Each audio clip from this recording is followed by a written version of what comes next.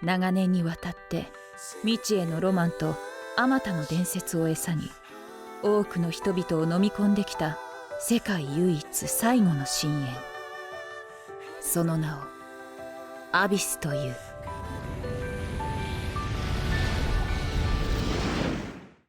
Un Made in Abyss. Quel plaisir de pouvoir parler avec vous de ce chef-d'œuvre sorti de nulle part et qui a su s'imposer comme un monument dans le monde de l'animation en seulement 13 épisodes. Alors qu'à sa sortie en 2017, tout le monde en parlait, l'absence de saison 2 fait qu'il est lentement tombé dans l'oubli. Et nombreux sont les nouveaux qui ne le connaissent pas. On va donc aborder ça ensemble et tout de suite. Je suis un samouraï, j'y vais, hein. Donc vous allez voir. Bon, commençons par voir ce que c'est Made in Abyss et d'où ça vient. Alors, Made in Abyss à la base, c'est un manga écrit et dessiné par Akihito Tsukushi. Il est d'abord publié en ligne en octobre 2012 dans le webcomics Gamma de l'éditeur Takeshobo. Chez nous, c'est l'éditeur Ototo qui s'occupera de sa publication. Par la suite, il a été adapté en animé de 13 épisodes, sorti durant l'été 2017. C'est à ce moment-là que l'animé rencontre un fort succès auprès du public et se crée même sa fanbase. Les droits seront ensuite rachetés par Wakanim, qui continue encore aujourd'hui de les diffuser sur sa plateforme. On notera aussi que l'animé est produit par le studio Kinema Citrus, aussi responsable de Barakamon et Tate no Yusha entre autres. Merci Wikipédia. Te le fais pas dire. Enfin bon, tout ça c'est bien gentil, mais Made in Abyss, de quoi ça parle exactement? Un trou gigantesque, nimbé de mystère. Nombreux sont les hommes et femmes à s'y être aventurés, en quête d'aventure, de fortune et de gloire. Mais moins nombreux sont ceux à en être ressortis. Cet endroit, à la fois unique et dangereux, a toujours attiré la jeune Riko. Fille de Liza, une des plus célèbres exploratrices de l'Abysse, qui a disparu après la remise au monde, Riko souhaite elle aussi suivre les pas de sa mère. Un jour, alors qu'elle explore le premier niveau de l'Abysse comme à son habitude, elle découvre un jeune cyborg semblant venir des profondeurs. Elle le nommera Reg, et les deux se lieront d'amitié. Peu après, un supposé message de sa mère lui parvient. « Je t'attends, au fond de l'Abysse ». Elle s'engage alors avec Reg dans un aller simple, à la recherche de sa mère, dans l'endroit le plus dangereux et inhospitalier qui soit, l'Abysse. Bon, avec ce synopsis, vous l'aurez sûrement déjà compris, mais là on est sur du très très lourd. Je serai pas seul, je serai avec mes 120 kilos, déjà. Puis je suis avec des amis sérieux, comme d'habitude, hein, puisque t'as parlé de Tchétchène, je sais pas pourquoi tu parles de choses comme ça, t'as peut-être des échos. Tu viens avec ta copine Sylvain, vous mettez tous les deux en mini-jupe, et puis on va te trouver du travail, tu verras, avec mes amis on trouvera du travail. Bref, blague à part, on va maintenant voir ce qui fait de Made in Abyss un véritable ovni dans le monde des animes, et ce qui le rend si unique.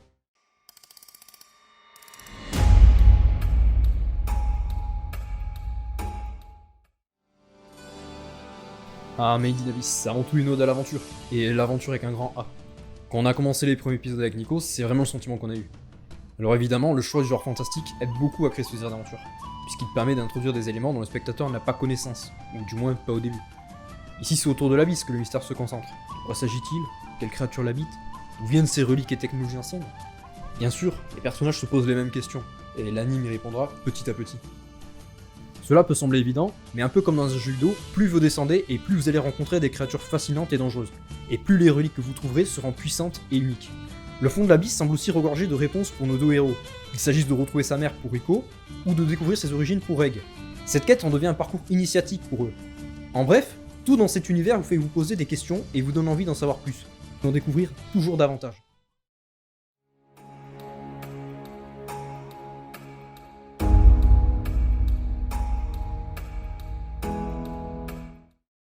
Et le plus incroyable, c'est que malgré toute la complexité de cet univers, toute la créativité de l'auteur, tout semble en réalité parfaitement cohérent. Chaque palier possède sa faune et sa flore, créant un vrai écosystème réaliste et crédible pour nous spectateurs. À aucun moment l'on ne se dit que telle ou telle créature ne devrait pas être capable d'exister. Un des meilleurs exemples pour cela, c'est le Shrumbear, que Wakanim a traduit par bambours. Il s'agit d'une créature vivant en symbiose avec le parasite que sont les champignons. Comme dans la nature que l'on connaît, le parasite se sert du corps de son hôte pour survivre, se reproduire, etc. Mais ici, il a aussi son utilité, puisque ces champignons contiennent des nutriments capables de guérir et de rendre de l'énergie quand son hôte est blessé ou malade, ce système permettant la survie des deux et donc leur cohabitation. Et ce n'est qu'un exemple parmi tant d'autres de la cohérence de l'univers de Made in Abyss.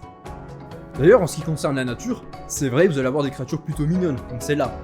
Mais de manière générale, la nature et les créatures dans Made in Abyss, c'est plutôt... La vie, cette sale race.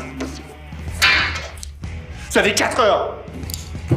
Et oui, parce que vous allez vite vous rendre compte que la nature dans Made in Abyss, ça se résume souvent à manger ou être mangé. Donc soit la nature, tu la défonces, ou soit tu te fais défoncer par elle.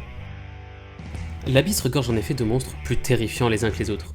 Des espèces de raies géantes qui veulent vous tuer, des oiseaux mangeurs d'hommes capables d'imiter le cri de leur proie pour attirer leurs amis à proximité, Ou encore des créatures ultra rapides capables de prédire vos mouvements et dont la moindre égratignure vous empoisonnera atrocement. Bref, on se croirait presque en Australie. De plus, encore plus terrible que les monstres, il existe une malédiction dans l'abysse, qui s'applique à n'importe qui décidant de remonter. Il est ainsi possible de descendre sans problème, mais remonter sera beaucoup plus difficile. Dans certains cas, gravir une côte pour échapper à un ennemi pourra s'avérer être un danger encore plus mortel que faire face à l'ennemi en question. Ce qu'il faut comprendre, c'est que la malédiction a des effets variables selon le palier, et donc la profondeur où les personnages se trouvent. Cela va de légers vertiges et nausées pour le premier palier, à des hallucinations, saignements par tous les orifices, et même jusqu'à la mort pure et simple à partir du 7ème palier.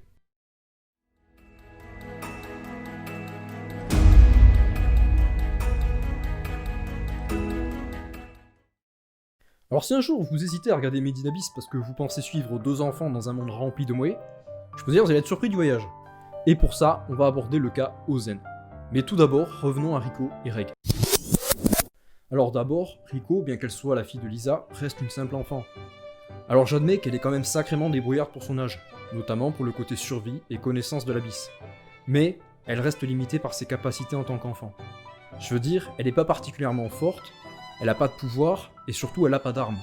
Ce qui fait qu'elle est une potentielle proie pour toutes les créatures de l'abysse. Et de l'autre côté, on a Reg, qui pour le coup est très bien équipé pour l'abysse. En effet, Reg possède des bras extensibles, sa peau et son corps sont très résistants aux coups et aux impacts, et en dernier recours, il peut lancer son attaque ultime qu'on nommera ici le canon destructeur.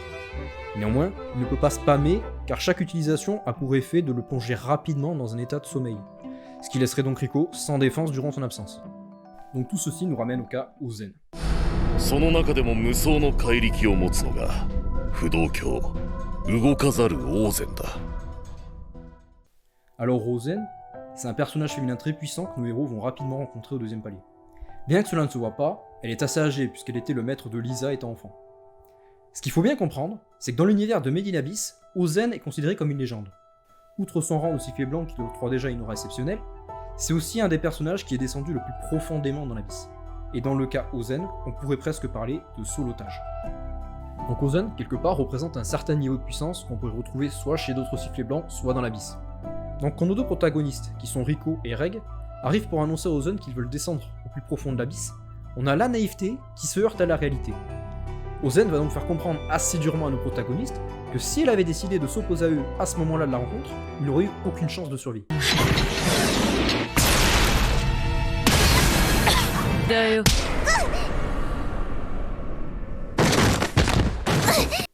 Ce qui pousse les personnages à s'interroger et se remettre en question par la suite.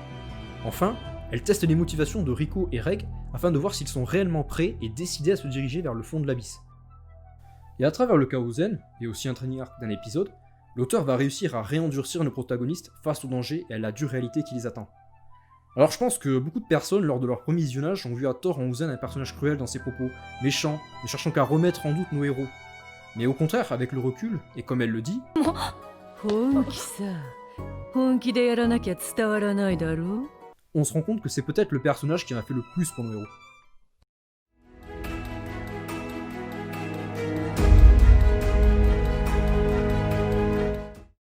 Mais c'est justement aussi là ce qui rend Made in Abyss aussi génial et horrifique, car on y suit des enfants, parce qu'on aurait pu suivre des persos adultes ultra balèzes, genre Ozen, capables de défoncer des monstres sans souci. Mais non, on y suit des gamins, presque sans défense et encore si purs et naïfs. Cette pureté contraste énormément dans l'animé. On peut voir Rico à un moment vivre les pires atrocités, et l'instant d'après se baigner avec Reg, sans comprendre la gêne de celui-ci car elle ne comprend même pas encore les concepts de pudeur. Ces contrastes entre le caractère enfantin des personnages au début et ce qui leur arrive dans l'abysse rend le tout encore plus terrifiant et choquant quand les choses commencent à vraiment mal tourner. Et c'est là qu'on arrive au traumatisme. Je pense que Made in Abyss c'est un des animés qui ne pourra pas vous laisser indifférent et qui vous marquera le plus. Ceux qui ont déjà vu savent très bien de quoi on veut parler. Alors que la majorité de la saison 1 vous tenait en haleine avec une légère angoisse, mais surtout une soif d'aventure et de curiosité pour ce monde, les derniers épisodes apporteront une réelle évolution de la situation qui vous scotchera à votre écran. Et là encore, je pense que tout est question de contraste. Par exemple, prenons le cas de Nanachi. Son caractère, son aspect de peluche vivante, sa timidité adorable, son inculture du monde extérieur et des rapports humains qui, une fois qu'on s'y est habitué, vient s'opposer au flashback de ce qui lui est arrivé, nous fait encore plus nous attacher à elle. Pour résumer, toute la puissance horrifique de Made in Abyss se joue dans les contrastes. Bon, en dehors de cette horreur, j'aimerais qu'on aborde un peu les messages de l'anime, parce qu'ils sont peu communs. En effet, Made in Abyss aborde plusieurs thèmes, comme le travail des enfants, ou encore l'euthanasie entre autres. Mais avec beaucoup plus de justesse que l'habituel message, c'est pas gentil d'être méchant. Pour comprendre, revenons sur les 2 thèmes que je viens de citer. Premièrement, le travail des enfants. On voit dans Made in Abyss que Riku vient d'un orphelinat qui fait travailler les enfants en les envoyant dans l'abysse trouver des reliques, les rendant régulièrement malades à cause de la malédiction. Or, l'anime ne s'attarde pas dessus, et ne le dépeint pas comme quelque chose d'horrible. En effet, si on y réfléchit 2 secondes, ces orphelins qui sont envoyés à l'abysse sont en réalité partie des chanceux. On voit à un moment le sort réservé aux autres, voler et fouiller les poubelles des bidonvilles pour espérer trouver de quoi se nourrir. Ainsi, plutôt que de se poser dans la morale et les grands principes, l'anime défend que certaines situations nécessitent de repenser à nos valeurs, de ce qui est bien et mal. Plus tard dans l'anime, il vient même proposer un véritable plaidoyer pour l'euthanasie, sujet encore assez tabou et peu accepté dans nos sociétés occidentales. Et ce, toujours en insistant sur le fait que vu la situation, c'est le meilleur choix à faire. Pour conclure, Made in Abyss c'est vraiment un animé à part. Quand il était sorti, j'avais eu l'espoir que son succès pousserait les auteurs à innover pour faire des œuvres semblables, mais malheureusement, je n'ai au final pas eu l'impression que ça a été le cas. Made in Abyss, c'est le genre d'animé qui vous fait vous rendre compte de ce que c'est qu'un vrai univers bien construit, contrairement à tous les isekai qui se déroulent dans un monde de jeux vidéo que vous trouviez avant grave stylé. Cet abysse sans fond, ces personnages attachants, cet univers incroyablement détaillé, cette lutte pour la survie, l'aventure vous appelle. Alors, qu'attendez-vous ? Rejoignez cette aventure sans pareil et plongez au plus profond de cet abysse de laquelle, vous aussi, vous ne ressortirez probablement pas indemne.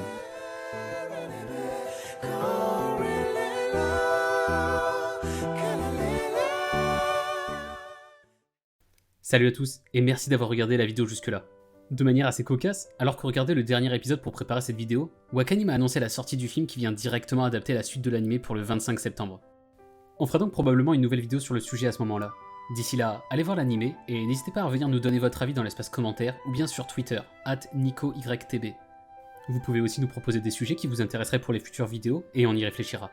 Merci d'avoir regardé, abonnez-vous, lâchez un like et à la prochaine!